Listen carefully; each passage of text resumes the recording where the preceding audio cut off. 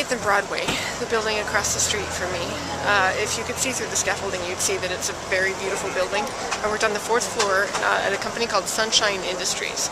It was a company that provided stuff, kind of junky stuff, like candles and inspiring books and just trinkets and things, to publications for sale, like publications like Reader's Digest and stuff. And I was an assistant there, kind of like a secretary.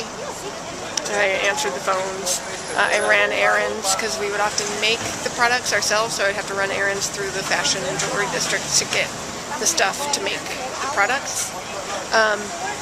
And I also wrote copy to print in the publications. So copy like that would go along with candles, like copy like be transported to a land of crystalline waters with the healing properties of a brimming rainforest, or stuff like that. You know, like the sort of floofy text that you read in catalogs that are selling you things like the sounds of the rainforest, or rainforest scented candles, or whatever. This was my first real full-time job. I was in college. I had this job for a summer. It was how I supported myself. I paid my own rent. I paid my own bills. It was like my first sort of foray into taking care of myself in an adult manner. I think I was 19 years old. And I hated this job. I hated it so much.